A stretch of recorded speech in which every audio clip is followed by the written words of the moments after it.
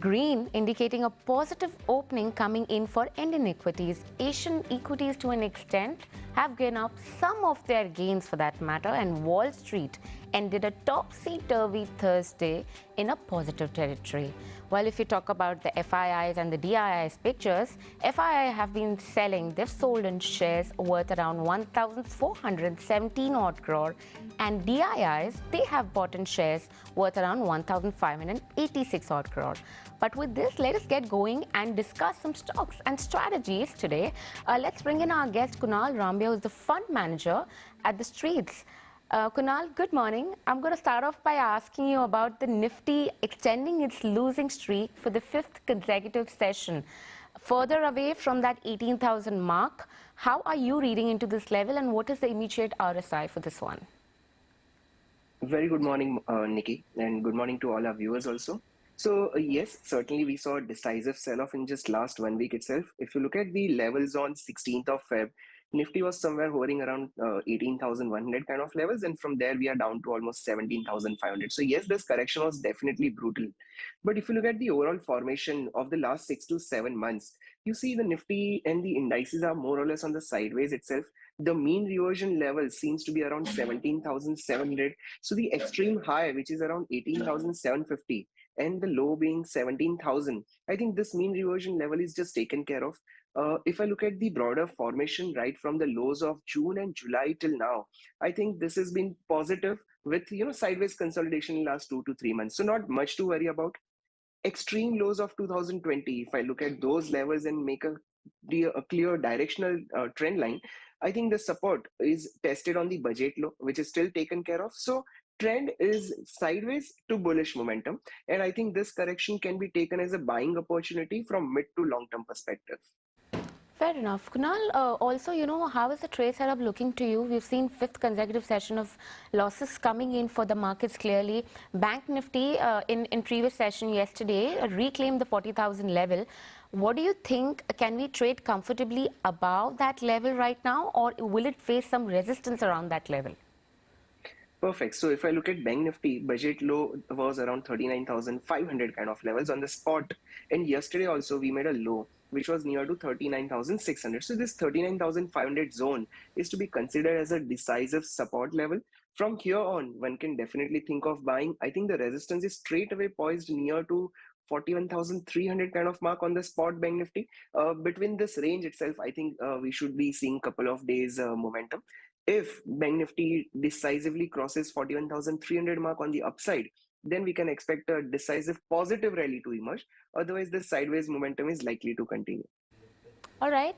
Quickly, Kunal, just in a minute, if you can just address the three calls that are going to be acting as a profitable bets for the viewers out there. Absolutely. So the first counter which I'm betting right now seems on Canada Bank. If you look at the consolidation, it was really brutal. I mean, the correction was brutal, but the consolidation is really smart enough. I think one can initiate a buy about 276, 277 kind of mark. Stop loss being 270. I think this counter can reach up to 290 levels. The second is Bajaj Finance. This counter is something which I love the most. Reason being, from the extreme lows, it bounced decisively, halted right near to the vicinity of the around 38.2% correction, and yesterday it made a doji. So keeping the low, yesterday's low as a stop loss, that's 6,100, one can initiate a buy on this. I think this counter is going to show a 6,700 kind of mark. This is not just a call for the day, it's going to be a positional trade to watch out for. And the third counter, which I'm really bullish at this moment, is BHEL, that's Bharat Heavy Electricals, 69.05 right now on screen. The falling wedge formation and counter is right near to the support. Risk reward ratio is extremely favorable. Keeping the stop loss of 67, one can initiate a buy. I think the first target will be 75, and above that we can expect around 85 kind of levels. Kunal, I'm just going to quickly address the top movers of the day before we can ask in more questions. And of course, I'll let the market open and do a market opening at around 9:15 p.m., 9:10 a.m. But let's actually start in with the reports that we have here. Zee Entertainment, that is one of the reports that we're looking at. This counter is expected to be in focus, excluded from F&O contracts, and it has been shortlisted around, after it's got admitted to that IBC framework. That is one counter that we need to keep an eye out. Yesterday's in previous session trade, we saw volatile move coming in on this one, 17% downtick and a flat recovery coming in the wee hours of the trade.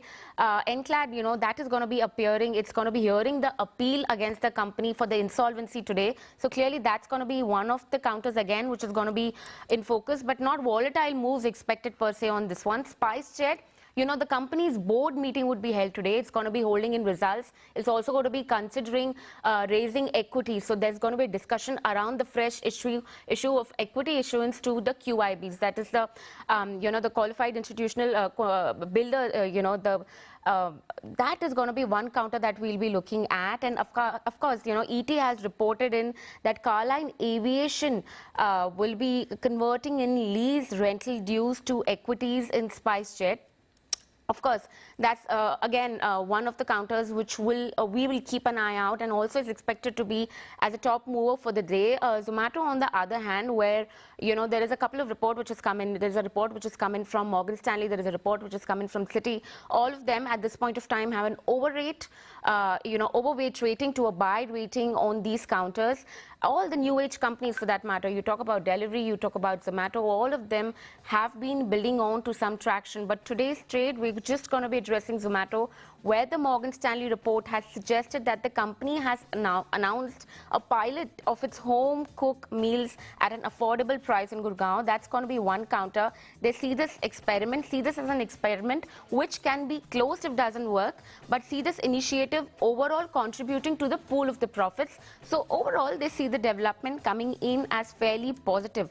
Axis Bank, on the other hand, that is also going to be one stock that is expected to be on our watch list today. It may complete, the company in the filing yesterday stated that it may complete Citibank's India consumer business acquisition by March 1st, 2023. Both the parties have obtained a customer's consent and approvals, so remains to be seen. Alkem Lab, fairly positive sentiment out there, somewhat positive out there. US FDA has closed an inspection at Alkem Lab in Indore facility, so clearly some amount of positive trigger coming in on this one. But Kunal, I'm going to quickly toss it back to you. Okay, let's look at the market opening here. Nifty 50, we're looking at 0.5% of gains coming in on this one. So clearly a positive start coming in for the markets. Also, if we could pull up Bank Nifty charts up for you. Sensex is also up with 0.4%, and Bank Nifty 0.4%, again, contributing to the positive trend coming in for overall the markets. Bank Nifty too seems to be participating into the rally per se. Mid cap index, broader index is also seeing some amount of participation coming in. Small cap, clearly good set of numbers. I mean, good gains out there. It's almost close to 0.75% that we're looking at. In terms of the sectoral index, Nifty Auto Index seems to be doing well. We're seeing that with gains of around 0.3%. IT Index too, we're seeing 0.5% gains out there on this one. But if you could just quickly pull up the top gainers and the top losers for Nifty 50 Index, that probably will give us some flavor of where the market direction is probably moving at this point of time. Nifty 50, if we could pull up the gainers, we have Adani Enterprises out there, Adani Ports. That's quite a positive out there, We've been seeing that stock's not doing well for a couple of days. So clearly some amount of bounce back coming in on this one. Bharti Airtel, Bajaj Finserv and Infosys. These are also some of the top gainers that we have on our list. Of course, if you could also look at the top losers right now, just to figure out how the direction is, ONGC and Hindalco. Okay, Hindalco needs to be seen. If you could pull up Nifty Metal Index chart up for you, where we could see if metal index is instead having a rather rough day coming in today. A Nifty Metal Index seems to be trading down with a little bit of negative bias out there. clearly metal, commodity pack needs to be seen at this point of time. But Kunal, quickly, bring you back into this conversation at this point of time and ask you, what do you make out of the markets? It's finally reversed that 5-day losing streak. You think the momentum will sustain, or it's just, a short-term breather that we're looking at the opening? So, Nickey, just we started the market and the market started just 2 minutes back, and I had around 17 to 18 triggers coming on my screen, and that's out of all the frontliner counters. So, yes, it seems to be a good opening, but the levels to watch out for the day are going to be on Nifty, say around 17,625. By now, we have made a high of around 17,593. So, just wait for a couple of more minutes and let the Nifty give a breakout above 17,625. I think that will bring the Nifty back to 17,700 kind of levels. And at the same time on Bank Nifty, though in the morning we saw a good opening, buy to kind of a cool off from the high. But if the high is taken out again, that's 40,250 kind of levels, then I think we can expect a decisive rally till 40,550. Watch out for it and don't be in hurry. I mean, I would advise our viewers not to be in hurry to immediately initiate a buy or sell. Let's wait for the markets to cool down. After the expiry, we'll have to just watch out for a couple of minutes and then initiate the trade. Sure, I'm sure you would expect the emotional trading at this point of time, the first 2 hours, as we put it, to kind of settle in to find a direction of the market. But at this point of time, with the very little information that we have at the opening, what do you think would be more feasible? Are you looking at something like an RIL? Are you looking at something like any index heavyweight that you think can, is around that breakout level that probably the viewers can look at? Absolutely. So the first counter to watch out here will be Axis Bank. Reason being a broader consolidation formation on the 15-minute charts, and it tested the low, which was near to that budget session itself, and decisive reversal candle was seen. So I think Axis Bank is to be watched out for. Breakout being 850, stop loss being 845. One can initiate a buy with the target of 865. The second is Maruti. I think this counter is also well poised for the rally from here. The breakout to watch out is around 8750, 8750. Stop loss being 8700, and then target can be around 8850 to 8900 kind of levels. So these are two heavyweight index counters which I'm looking out for as of now. All right, Kunal, also, what do you make out of stocks like Zee Entertainment, right? Because it's no more, it's excluded out of that F&O category. Do you expect some amount of traction building in on this one? Nickey, my view here is going to be absolutely contra. Reason being, if you look at the historical chart from 2020, that's from September 2020 so far, Zee Entertainment, multiple times made their bottoms near 170 to 175. If you look at yesterday's bottom, it was a panic bottom, which it made near 176. Today it gapped down open, but still holding well. So I think if this 170 mark is not taken out, I think from here we can see a surprise positive rally also. So I think the breakout to watch out for this counter will be 203 levels. Stop loss being 190. It's a very contra bet and a risky bet. So one will have to definitely evaluate own risk and reward comfort. But I think about 203 or 205, I'll be a buyer on this counter. Stop being 190 and target being 220 kind of levels.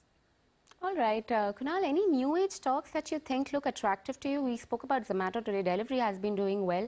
Do you think investors or the traders can now still look at these counters? Absolutely. The counter which I have also shortlisted for my trading is that Zomato. The reason being decisive sell-off from 170 mark to almost 40 levels. And that extreme bottom of near to 40 was formed somewhere in July. Highest volumes were noticed near to those levels. Retested the same zone in 2023 again. To be precise, the date was around 25th of Jan. Similar kind of volumes were noticed. So this is kind of double bottom formation, keeping the stop loss of around 45. One can think of initiating a buy right now itself. Slowly and steadily, this counter can first inch near to 65, and above 65, it's going to be a decisive trend reversal counter. So yes, Zomato can clearly outperform in this new zone category. That's a good call coming in on that one. But Kunal, let me just also chat about the strategies that the viewers can now follow since it's new F&O series coming in. Do you think the strategy is any different than the previous F&O series? Anything that you're seeing differently in this one? So, Nickey, this entire series actually started with extreme shorts from the FIIs and the long built up from the client side. So we'll just have to wait for a couple of days to get the clarity on who is getting squeezed out. The ratio, which is on the extreme negative side, is 1:3.5 for the FI's short position for time being. But I think from here on, if the highs of the day are taken out and if the closing for the day turns out near to the high, then I think PSU banking segment looks very attractive to me, because the correction was really brutal and we saw the counters like Canara Bank and all coming down significantly from the highs. We saw the correction of around, let's take an example of Ken Bank, from 340 we are down to around 270 kind of levels. So that's almost 60 rupees on the counter, which is trading at 300 kind of levels, right? So that's 15 to 18% correction. I think these counters can do really good. The trend on the broader time frame is really positive. So for this whole series, as of now, at early data, I'm shortlisting this whole PSU banking sector to watch out for. And to just name a couple of them, first is Can Bank, the second is State Bank of India, third is Bank of Baroda, and from the small counters, I think Maharashtra Bank and IOB can do really good in the time to come. Right, Kunal, you've also chatted about banks in details. Clearly, you are viewing that space overall, but what do you make out of the defensive space? Do you think FMCG index per se also looks attractive if we can look at HUL, ITCs? Because incremental experts that I have speaking to, they've been talking enough and more about ITC. So do you think that is one of the counter which probably the viewers can now look at? What levels look attractive? See, we had enough memes coming on ITC when it was trading near to those 200 marks, but now at 395, 385 kind of levels, I'm little, not very aggressive to look at this counter. It's in definitely up channel, but at this present level of 385, I think the risk reward ratio is very unfavorable for this. I'll wait for the counter to come near to 360 kind of levels, though it's far away from the present level, but I think from there only a good long position can be created. So on ITC, I'm watching out for 360 mark. If you're holding the counter in your portfolio and you're already, enjoying this whole rally, keep the trailing stop loss of 280, and below 280, one can think of, exiting and re-enter near to 365 mark. But if you talk about Hindustan Unilever, this counter is well poised as of now for a new rally. Reason being, the counter has tested the extreme lows which we have seen since July 2022. That's 2475 kind of mark. Right now trading at 2500. I think here the risk reward ratio is extremely favorable for someone who wants to go positional on this counter. Stop loss being 2450, one can definitely initiate a buy. This counter slowly and steadily can again inch back near to this 2650 to 2700 kind of mark. All right, Kunal, we'll leave it at that. Thank you so much for taking out the time and speaking to us this morning. Pleasure. Right, it's that time of the show where we bring in our fundamental expert. Today we have the CEO of Nirmal Bang, Mr. Arora, out here joining us for a conversation. Good morning. I'm going to start off by asking you about what do you make out of the entire commodity space. Today we've seen somewhat a negative start. But overall, if you look at the brokerage reports, they're suggesting quite a bullish undertone coming in for the entire pack, especially after China reopening. What do you make out of it? Morning, Nickey. Thank you for having me on your show. So I think there are two factors at play here when you look at commodities, right? I think there's the Western world and its demand for commodities, and then there's China. I think, if you look at the period over the last 30 years in the run-up to the pandemic, I think you had a situation where China accelerated its GDP growth, growing at about 10 to 20% on most years. And, at that point in time, obviously, when they created that infrastructure and capacity, they were a guzzler of commodities. The question is, even though China is opening up right now, to what extent can they potentially grow? I mean, there are all kinds of estimates of, between 2-3% to about 7-8%. So even though that means that they will be a consumer of commodities, the rate of growth is incrementally coming down in the Chinese economy. Now, the counterbalancing force to that, of course, is that the US Fed seems like it's going to go on hiking interest rates for a while. And when we entered this current calendar year, the thought was that the first half of this year is going to be painful, and the second half of the year is probably going to land up looking better, and there were talks about rate cuts and things like that. But I think that trade is sort of getting reversed now, where people think that, the first half of the year is probably going to be what was thought to be the earlier second half of the year. So I think it's, got a bit jumbled up, and I think that recession has been pushed back a little bit. So even if you have China opening up and the West slowing down, it probably could land up being a net neutral as far as commodities are concerned. From India's standpoint, most economists are pegging our GDP growth at somewhere between 5.5 to 6%. for the next fiscal year. So again, on that basis, I don't know. Of course, a lot of it will be contingent on government spending.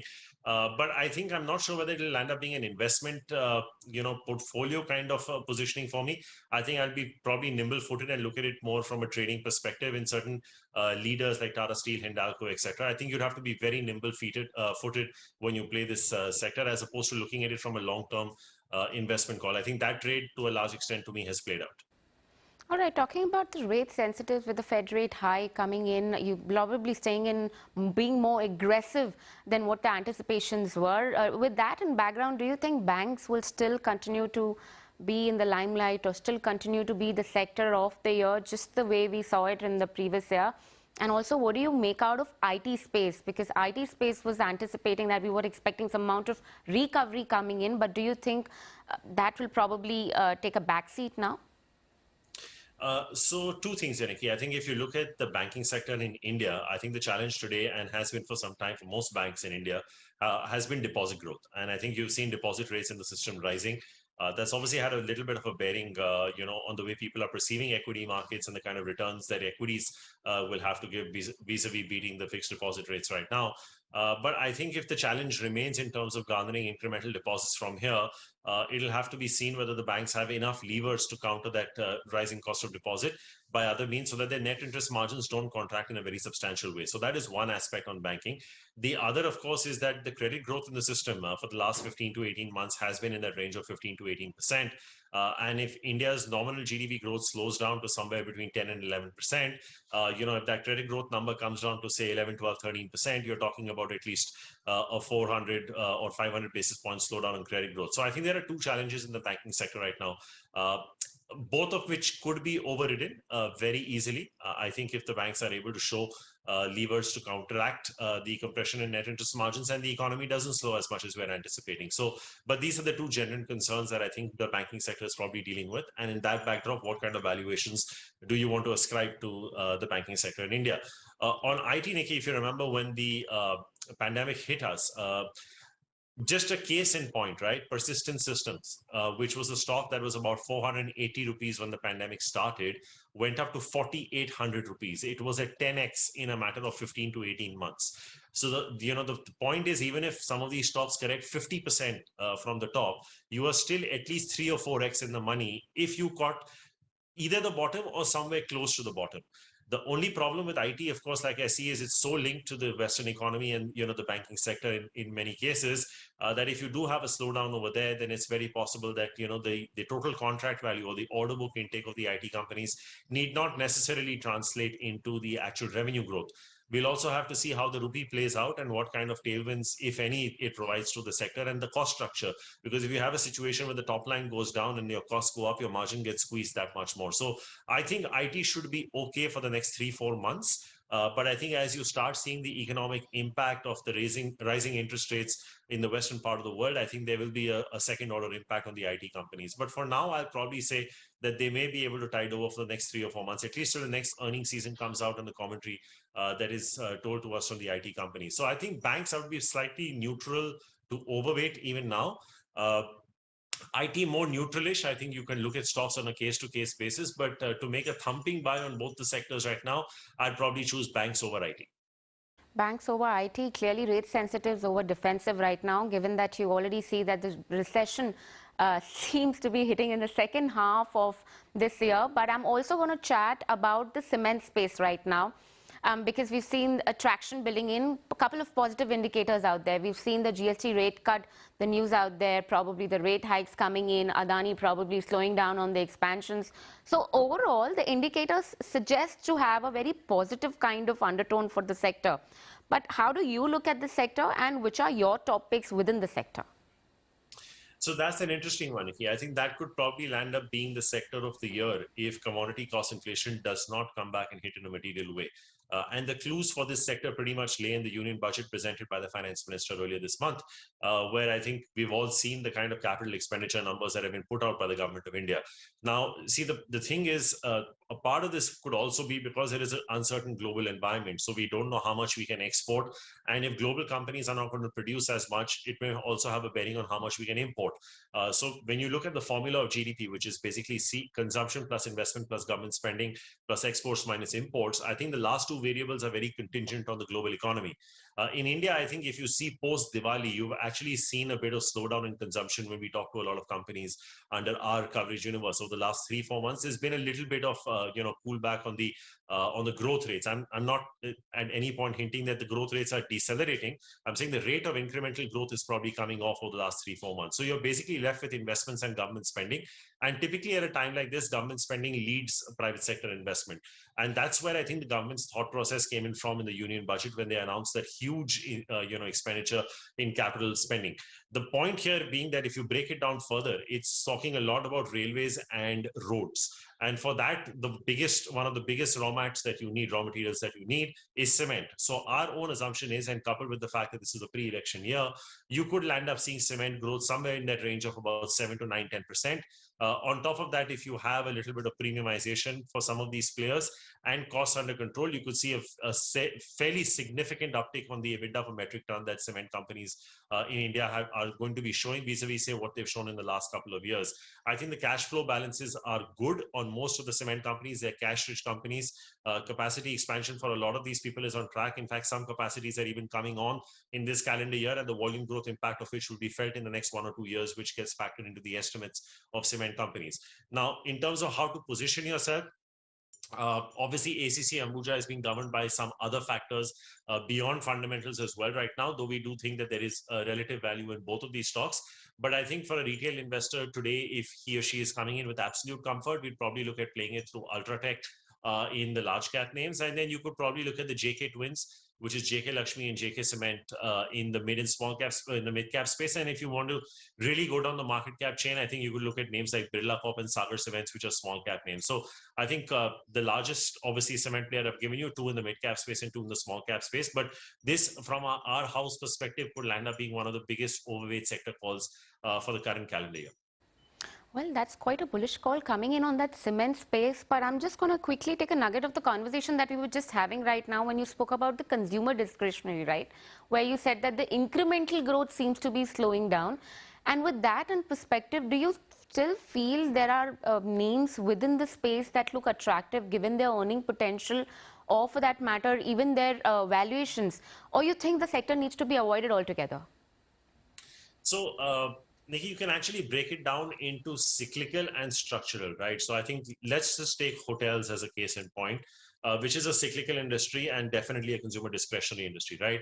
I mean, if you go on to Make My Trip or Ease My Trip and look at the kind of hotel rates that are being charged on a per room basis for a night, I don't think those kind of rates, you probably have to go back to the upper end of the economic boom that we saw in 2007-8 to get anywhere close to these rates. And I still don't think the rates were as high back then. So I think these are probably all-time highs that you're seeing on occupancy, all-time highs that you're seeing on rates. And this could probably apply to aviation as well, more so in terms of rates. And I think for a lot of these companies, they've actually rationalized on manpower. So those structural cost savings are already in the price. So I think incrementally from here, if they are unable to sustain these kind of occupancies and rates, which is my worry, I think you'll probably end up seeing some amount of earnings and multiple compressions. I still think for the next 1 or 2 quarters, these guys may still sail through.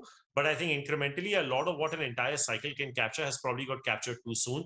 And I can give you a parallel, say, for example, in the chemical sector. So when this entire lockdown started and, people started, almost saying that India needed to be the alternative to China, and China plus one came in, the entire chemical sector, the stock prices went up 3-4x in a very protracted period of time. And if you see, post that first 6-8 months, over the last 15 or 18 months, chemical stocks have pretty much gone nowhere. So I think that may actually end up being the case for a lot of consumer discretionary names. That's not to say it's a blanket avoid. I think some names, particularly in the quick service restaurant space in India, do offer value. I think if you look at names like Westlife Development, which runs the McDonald's franchisee, that looks like a very interesting one. Devyani International, which runs half of the Pizza Hut and KFC franchise in India, that looks like an interesting one. So I think there is still value in consumer discretionary names in India. If you extend that into air conditioning, and so on and so forth in terms of consumer durables and electricals, we're all seeing the kind of onset on summer. It could end up being a fairly good year for Blue Star and Voltas as well. So I still think there are pockets of value in consumer discretionary, but I would not be a buyer across the board. I think in a lot of cases, valuations have priced in the next 2-3 years of earnings as well. And I think we need to be very careful in terms of the kind of companies that we allocate our capital. Interesting insights clearly coming in from you, Rahul. But thank you so much for this conversation. We're just going to leave it at that. Thank you so much for taking out the time and speaking to us this morning. Thank you for having me. All right, with this, it's a wrap. Do stay tuned in for more.